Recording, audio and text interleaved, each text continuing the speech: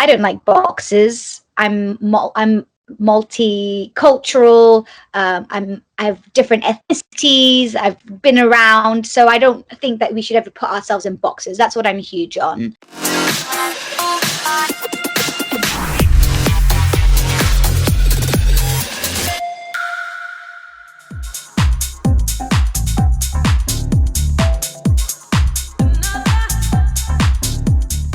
Hey Zouk family, welcome back. It's another creative conversation as we reach our 350th video since the beginning of MCO. This is immensely exciting because we've met a lot of talented people on this podcast, but this is arguably one of the most accomplished people we've spoken to. Coming straight out of East Malaysia, monumentally proud to talk about someone who has traveled the world and has got super far in her singing career in such a short amount of time, so much so that will.i.am fought hard for her to be his talent on The Voice. She's now releasing her own music. She is a Malaysian superstar. I'm going to call you a Malaysian superstar. I don't care that you were born in the UK. Claudillea Holloway, how on earth are you?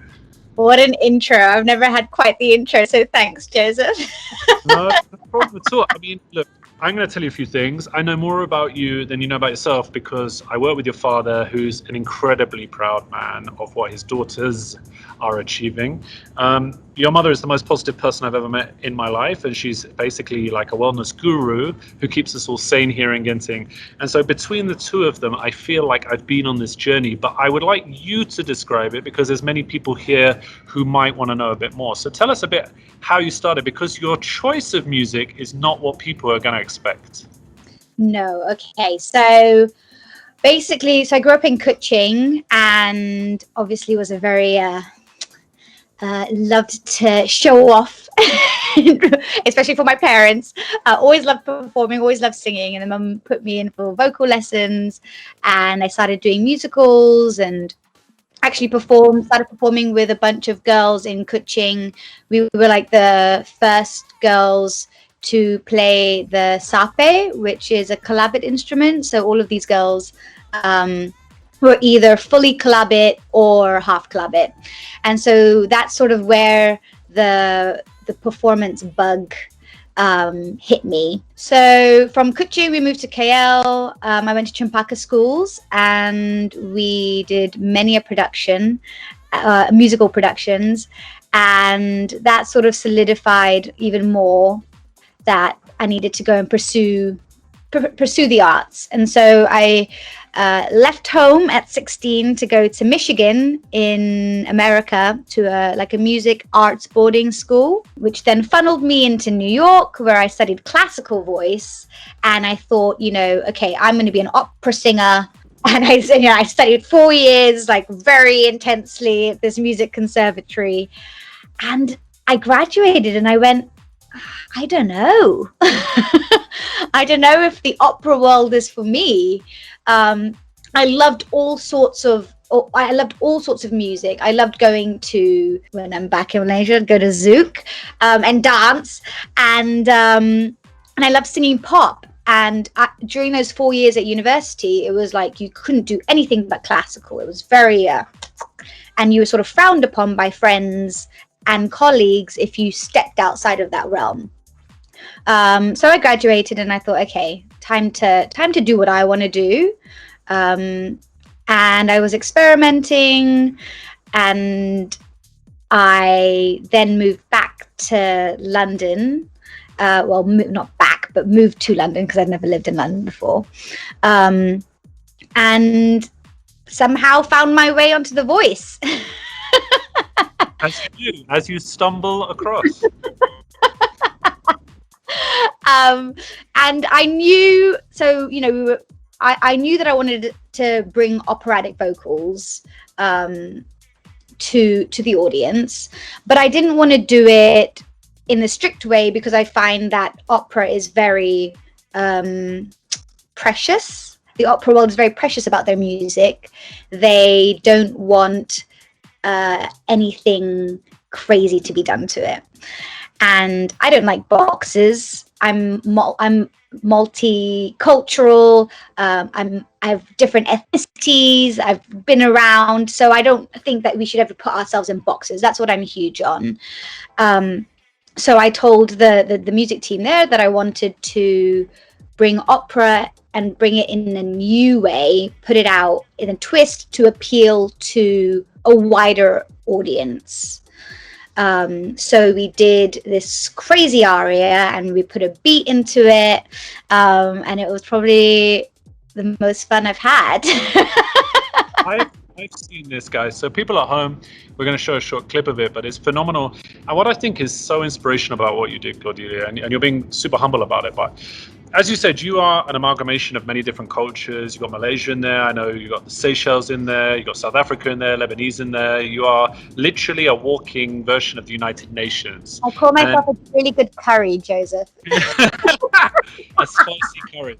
So then you've taken opera and you've made it palatable for young people. I think that's phenomenal, because as you get an old man like myself and your father, you kind of get an appreciation for opera. But one thing I would say is, one, you have a phenomenally powerful voice. And number two, you've been able to adapt by using that voice to create something that's totally unique. And I've never seen it done before. So it's phenomenally impressive. Oh, thank you. Well, that's the goal. Is I think, you know, opera has been kept in this pedestal where it's very hard for younger people who've never been exposed to it to just sort of cringe when they hear it. And not even just young people, a lot of people. Like, for example, I was in an Uber here in London after the first episode of The Voice, of where I did that mashup.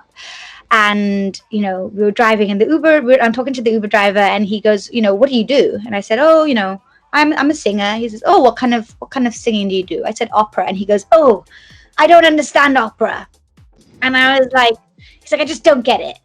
And I said, oh, well, you know, a slight plug, right? I was like, well, you know, if you go on YouTube, I was like, do you know The Voice? And he goes, yeah. I said, if you type The Voice, like opera, and you put in my name, and he was like, oh, you're that girl. He was like, that was really cool. He was like, that was really cool. And I go, oh, you know, this is exactly the response that I would love, is because someone who says he doesn't understand it, but then could appreciate the twist that we did on it. And it maybe he's not 100% convinced, but he's a little bit closer to being more open to receiving that. Yeah, that's phenomenal. I think you hit a nail on the head, that I don't think it's necessarily a lack of appreciation. It's more a lack of understanding of what opera is, and it's a journey. Because I've seen a couple of operas. I've seen a couple of classicals, so, you know, Swan Lake or Romeo and Juliet. And if you're coming in, it's a bit intimidating because maybe it's not always in English and it's a long journey, but it's a beautiful skill. Definitely more impressive than listening to me sing in the shower. So I think it's phenomenal. And then tell us, okay, I have to ask, you go on The Voice, you're singing week in, week out to millions of people, literally millions of people. What's it like? What's it like to be on stage? What's it like to have the live audience, but then get the response afterwards and get such a positive response?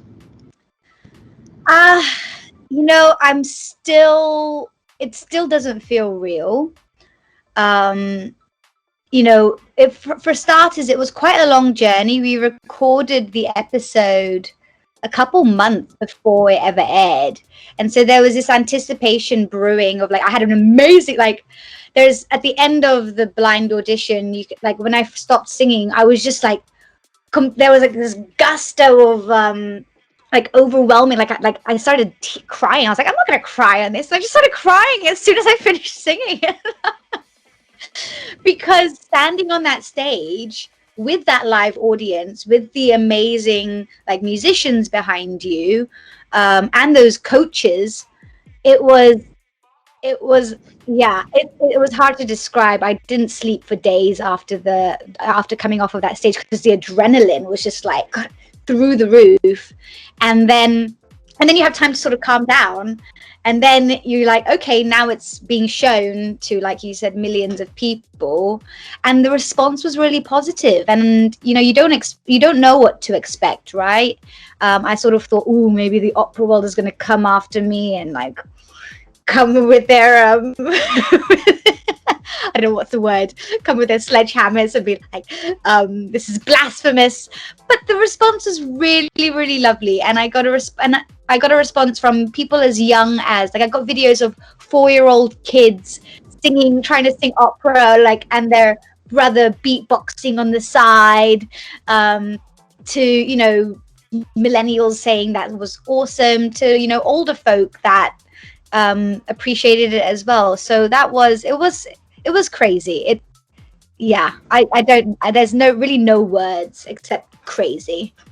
Yeah, but once again, I said it before, congratulations, because you've opened the door for people who probably would never have bothered to try and enjoy it, and did enjoy it.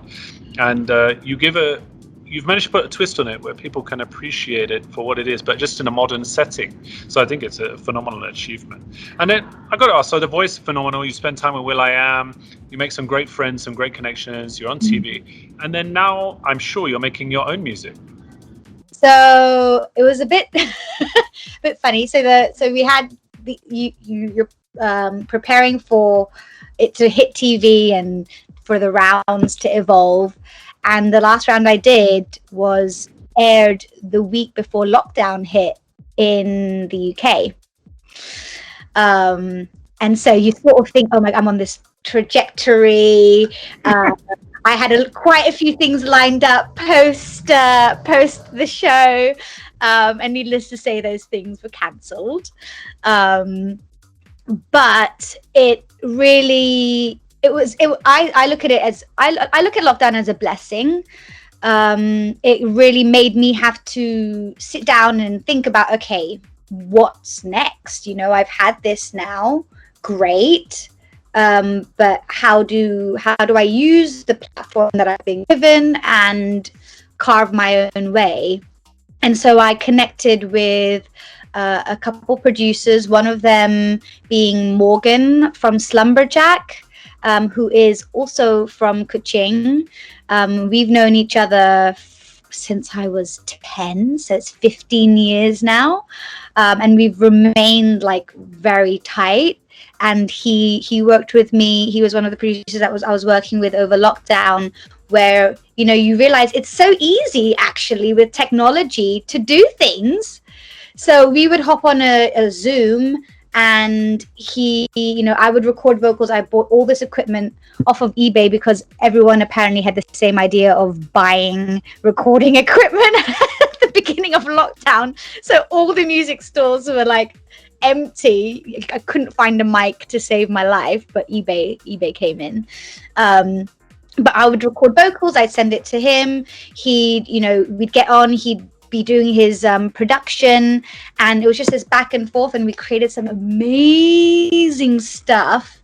And so that's in the pipelines, and I think that will probably be coming out 2021. But in the meantime, I have recently, yesterday, released a song called Dancing with My Shadow. And it's probably not what people would expect as my first single, because it doesn't have that much operatic elements in it. It's quite a power pop song. But it was a song that sort of found its way to me through my old flatmate in New York. And I just thought, this is a positive song. This is a vibe, and this is a vibe that I would like to be able to put out into the world. And like I said in the beginning, I don't believe in boxes. So okay, yes, the operatic fusion is definitely what I want to be doing. But again, I'm not going to put myself into that box. Why can't I put out a pop song? I think, if you have access to your listeners and your so-called base of followers, that you can sort of explain to them, I believe in this song. Here's something to tide you over until 2021, where I'm going to be releasing the operatic bangers that maybe will be played in Zouk. Yeah, of course. I can't wait. First of all, congratulations on your song. We can't wait to showcase it at the end of this interview for people to check out. The second thing is, why not? Why not? We have DJs who work under various aliases, some that are known for EDM but love to play techno, some that even are known for techno that love to play drum and bass. And so people release different songs under different aliases all the time.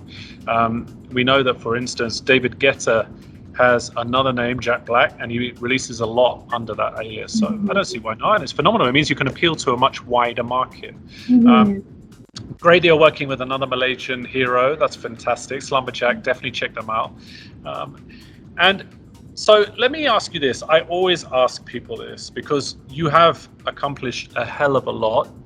It's been a long time coming, because a lot of people will look and say, oh, well, you're on The Voice, that was a fast success. But it's not, because you went, studied, you tried hard, you opened for Il Divo here in Resorts World Genting, you've sung a lot, you're now releasing your own music.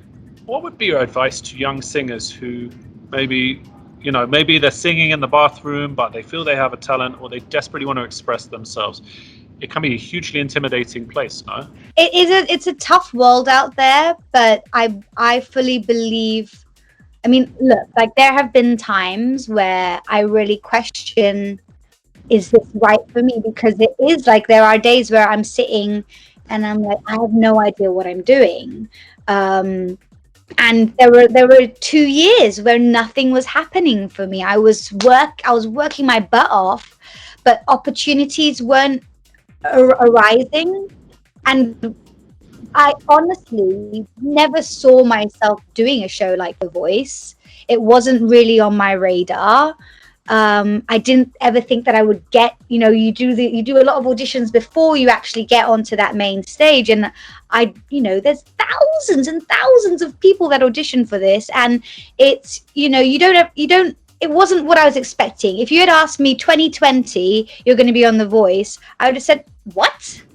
But it happened, and it happened at the right time, because I was actually at a crossroad where I was thinking, okay, is this the career path for me? And luckily I stuck to it. And I guess that's the advice, to stick to it, because you never know when that opportunity meets preparation, right? And that's like, there's that phrase where there's no such thing as luck. It's, success comes when you have preparation and the opportunity meet at the same time. Right. So, right. So I never stopped working. And I think it's easy to stop working when things aren't happening for you. But you want to be ready, right? You want to be ready if someone says, hey, you've got this gig at Zouk, you got this gig. And then you're not prepared and you miss that opportunity, then. But if you're working hard and you believe, I think it's purpose. My dad always says, if you have purpose, then that carries through and people can feel that. And I think if you have purpose and drive, that the world is your oyster. And maybe it doesn't pan out the way that you think it might, but it always pans out how it's supposed to. I believe that. Yeah, that's phenomenal advice. I think that's a bit unique from what we've heard before, because a lot of people say don't give up or follow your dreams, etc. But you've really hit the nail on the head that if you are the hardest working person in the room, someone will remember and give you an opportunity, because if you are well prepared and you are hardworking, then it's worth a gamble on you. Rather, there is no such thing as luck. You're right. You have to be in the right place at the right time. You have to put yourself on that path. So really, really sound advice. And I think for young people out there who may be confused or a bit disheartened because it hasn't happened so far, they've had some knockbacks, you could just keep pushing through, because one day someone will give you a chance. It's inevitable, right? 100%. And I think also keeping in mind that there's always someone working harder than you. So you have, and that person will, they may or may not get success, but there is someone always working harder. So you also have to be the hardest working person in the room. That's what The Rock says. The Rock says, don't worry about being the best, just be the hardest worker. And be kind, be nice. Yes, be nice. It's very true. That's number one advice, is be nice, be a good human being. There's a lot of people out there with egos, and I think egos are a facade and a mask that people put on, and They think, oh, if I act big macho man here, that, you know, people are going to believe in me. And okay, yes, you have to have self-confidence, but get your ego out of the way. Be nice, especially at a time like now when there's a lot of people battling mental health problems, a lot of people suffering. You know, COVID has scared a lot of people, jobs lost, etc. So it's actually free. It costs you nothing to be nice, right? So let me ask you, I want to ask you something else. As I would say, you have a voice now that for people to listen to. You've made it, and as a woman who's come through and has battled and earned your place, I feel it's a perfect opportunity to inspire other young girls who may see that definitely in all industries, I think it's fair that there's been a male dominance and there's been more opportunities given to male counterparts. Did you find it a challenge to be either taken seriously or to focus on being a sexier artist, or what kind of struggles did you see coming through as a female singer, especially, let's say, in opera? So, the opera world is a little bit different because it's such a long road to success, and especially the voice isn't mature, and so you don't typically have a career in the opera world until your 30s, especially as a woman, and as a female vocalist. When I was at school, let's say at university, all the boys had scholarships, and all of us girls were, fighting because there were so many of us fighting for our place. And we were just seen as, oh, you're just another soprano. Whereas if you were a baritone or a bass or a tenor, you're like revered as a god at school. And so that was always sort of in the back of my mind as a god. I'm just looked at as another soprano. But I think moving into this world, it has been interesting to see now the facts. Like someone posted that like the number one albums or singles put out are statistically way more leaning towards male artists.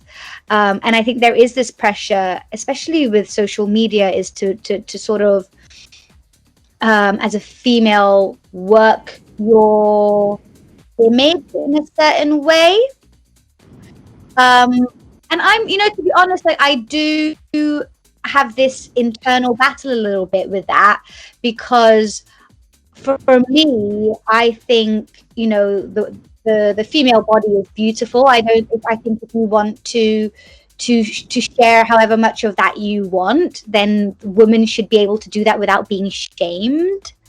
But it is that thing of, I think, coming at it from a true place, rather than doing it for yourself rather than for other people, as a woman especially. And being like, for me, because I look like a baby, I'm 25, I look 16.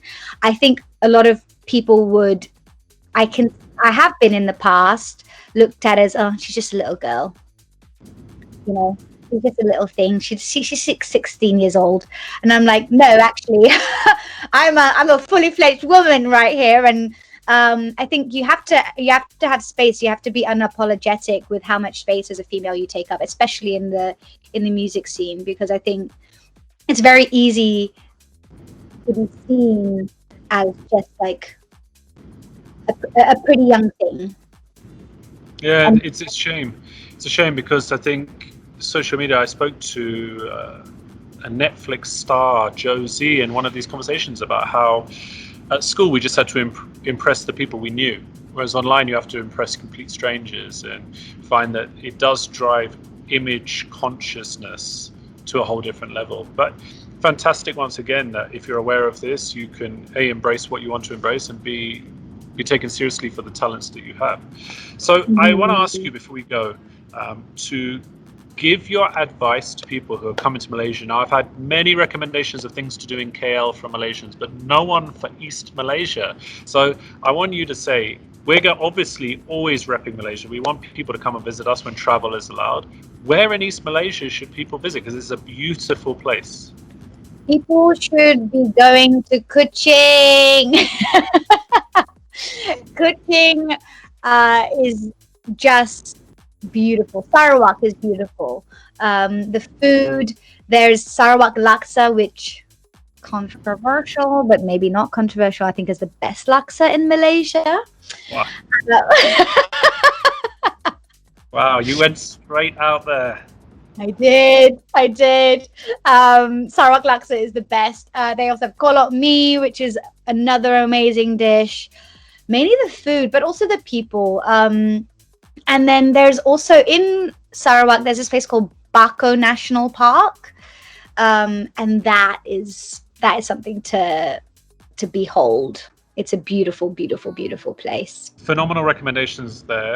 Food is always the number one that people recommend in Malaysia, so that's a must. And then these destinations as well, because East Malaysia is a whole different part of this wonderful country. So, Claudillea, first and foremost, thank you so much for taking the time to talk to us. Thank you for having me.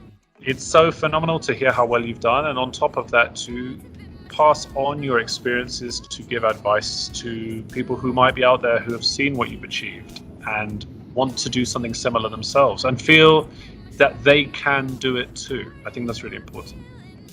Yeah, 100%. You can do it. And I've been told, even now I'm still being told what I'm trying to do, there's no demand for it, and that just lights my fire even more to be like, you know what, I'm going to prove you wrong. And so do that, prove people wrong, because there will always be naysayers. I think will.i.am's already proven to everyone that you are worth supporting. So if it's good enough for him, it's good enough to shoot down the naysayers. And take care, stay safe in England. We know that the worldwide is a bit of a mess right now, but it will come through in 2021. Will not just be a better year for all of us, but it's definitely going to be your year by the sounds of things. And come and visit us soon. Zouk will be closed for a while, but we would love to see you here in Genting. Well, the next opportunity, I'll be there. And take care. Thank you so much again. Good luck and stay in touch. Thank you. Light, oh my God, it's true. I'm dancing with my shadow, watching all my